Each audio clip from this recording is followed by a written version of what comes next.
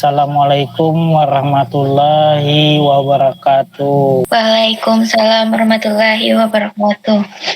Terima kasih anak-anak sudah hadir di Gimit pagi ini. Alhamdulillah cuacanya cerah kita hari ini di sini ya. Semoga kalian juga yang masih berada di rumah ataupun pembelajaran daring hari ini itu sehat-sehat ya. Mudah-mudahan tidak ada yang sakit. Nah, kemudian kita doakan juga yang sakit dan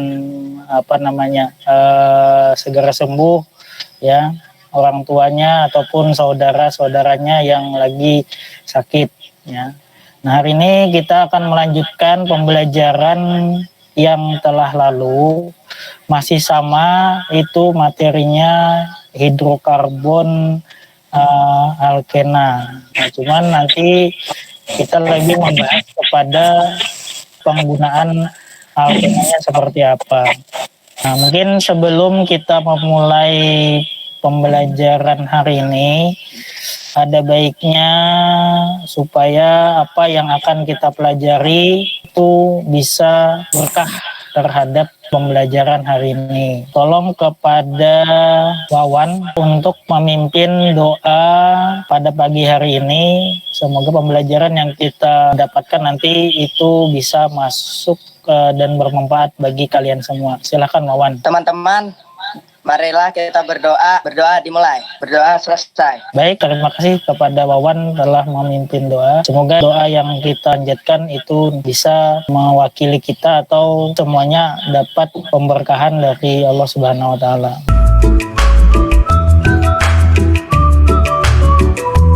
Kita memulai pembelajaran hari ini, saya akan men-sharekan sebuah PPT tentang hidrokarbon alkena. Sudah terlihat anak-anak? Sudah ya, terlihat.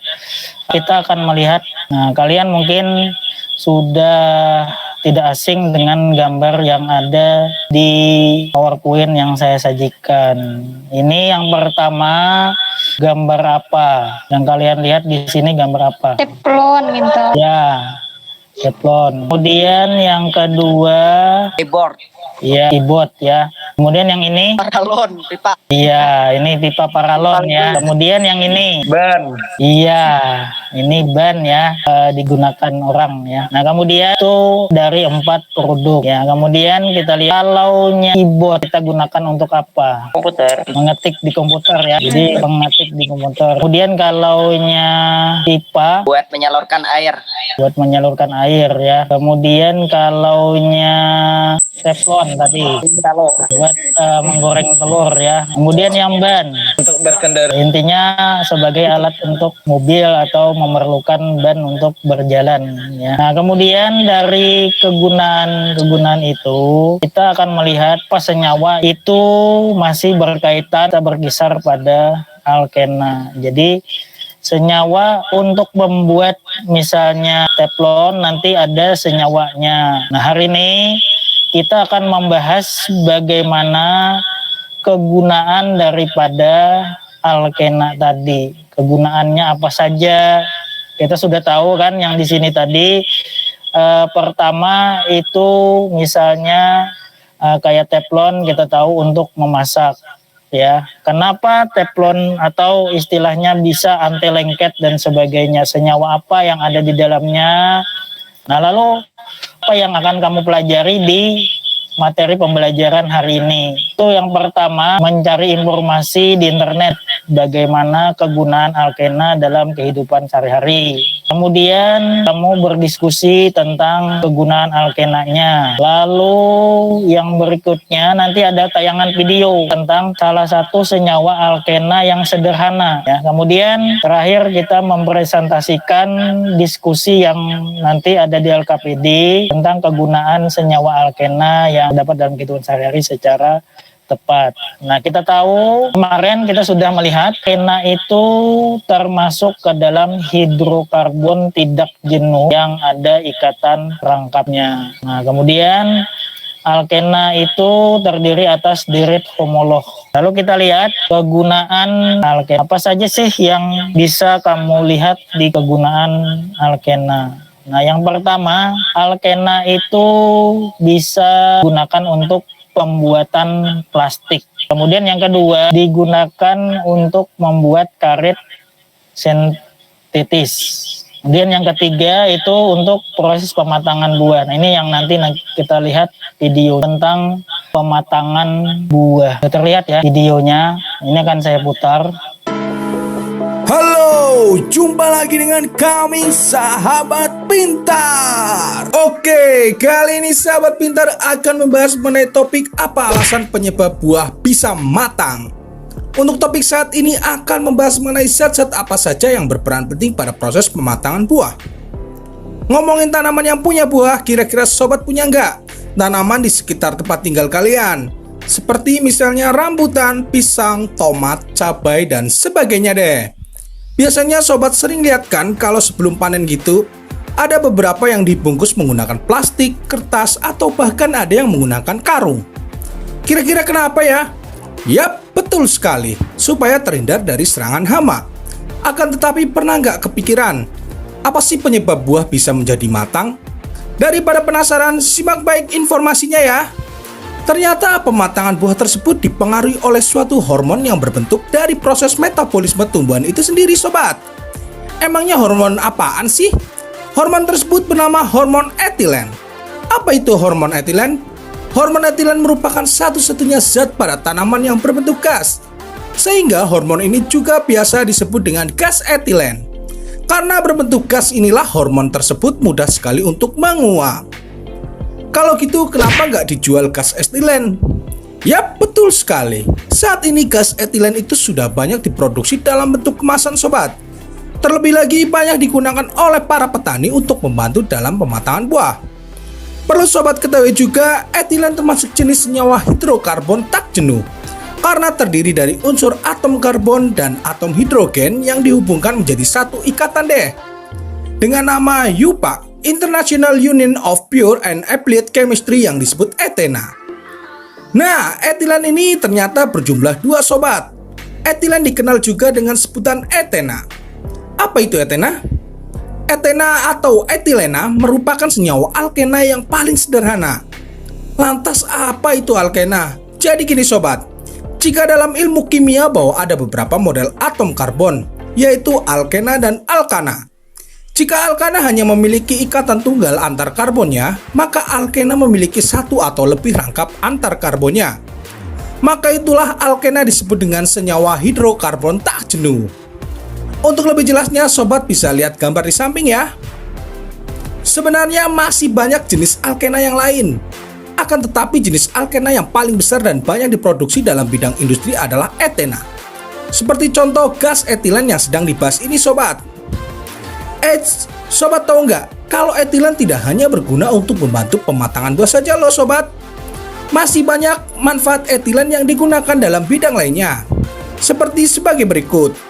Pertama, gas etilen jika diolah secara kimiawi dapat digunakan sebagai bahan mentah untuk fiber polister dan industri otomotif. Kedua, olahan etilen lainnya juga bisa digunakan sebagai bahan pembuat plastik. Gimana nih sobat? Sudah paham kan apa penyebab buah bisa matang? Menarik kan belajarnya? Gak susah deh belajar kimia. Tinggal sobat pelajari dan bisa juga diterapkan ke hal-hal di sekitar sobat kok. So, semoga bermanfaat informasinya. Ya, demikian seputar informasi belajar dari sahabat pintar mengenai topik apa alasan penyebab buah bisa matang. Besar harapan sahabat pintar juga buat teman-teman mulai semangat dan terus giat belajar, sehingga teman-teman kelak akan menjadi orang yang sukses. Serta sahabat pintar sarankan buat sobat terus menjaga dan merawat lingkungan biar bersih, sejuk, aman, dan sehat. Itu tentang video singkat tentang pematangan buah. Nah, mungkin kita akan melakukan diskusi mengenai kegunaan alkena yang lain. Ini akan saya tampilkan LKPD. Ini mungkin secara sederhana. Jadi tabel pertama kamu melengkapi alkena yang lain. Kemudian tabel kedua ini tadi berkaitan tentang plastik. Nah, ini yang berkaitan dengan etilin tadi. Nah, ini kemudian kamu di sini disuruh bagaimana prosesnya untuk mematangkan buah tadi. Kemudian etilin itu selain digunakan untuk mematangkan buah dan plastik, fungsinya apa saja? Karena yang digunakan paling besar kan tadi industri, dalam skala industri itu adalah etilin ini atau etina tadi ya. Ini yang akan kamu diskusikan pada forum diskusi itu untuk LKPD pertemuan yang ketiga. Nanti kita coba cara menuliskan strukturnya seperti apa. Kemudian saya akan men-sharekan pembagian kelompok. Ini juga kelompoknya sama. Kita memulai diskusi akan saya bukakan dulu link untuk tiap kelompoknya. Nah, saya bagikan dulu, saya sharekan dulu linknya tiap kelompok. Nah, sudah saya bagikan, saya sharekan linknya di WA. Tiap kelompok bisa bergabung sesuai dengan kelompok yang saya sebutkan tadi. Silakan mulai bergabung ke kelompoknya.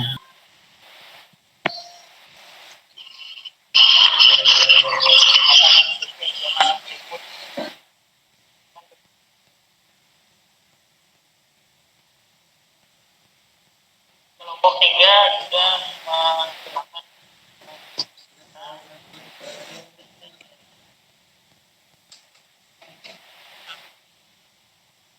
Sudah kembali ke forum utama, setiap kelompok nanti mempresentasikan hasil yang sudah kamu diskusikan. Kita mulai saja dari kelompok 1 dulu. Coba lihat. Assalamualaikum warahmatullahi wabarakatuh. Dari hasil diskusi yang telah disampaikan, saya menemukan jenis senyawa dan kegunaannya. Athena berguna sebagai polimer untuk membuat plastik. Nah, sama dengan CH2 rangkap CH2. Kegunaannya sebagai kantong plastik, jas hujan, dan ember. Polipropilena memiliki struktur monomer CH3 CH2 rangkap CH2, struktur polimer CH2 CH cabang CH2 tunggal CH2N. 3 dulu ya. Warahmatullahi wabarakatuh. Waalaikumsalam warahmatullahi wabarakatuh. Hari ini saya akan mempresentasikan diskusi dalam pematangan buah. Etilin bekerja dengan cara memecahkan klorofil pada buah muda, sehingga dengan demikian warna buah menjadi jingga atau merah.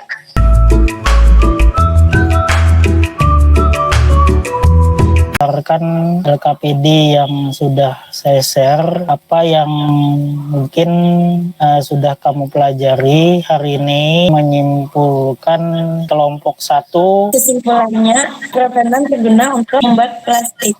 Kemudian yang kelompok 2. Jenis plastik polietilena memiliki sifat tidak tahan panas, akan tetapi polipropilena memiliki sifat yang lebih kuat dibanding polietilena. Kemudian yang kesimpulan ketiga dari kelompok 3. Etilena bekerja dengan cara memecahkan klorofil pada buah muda, sehingga warna buah menjadi jingga atau merah. Itu kesimpulan yang dapatkan hari ini.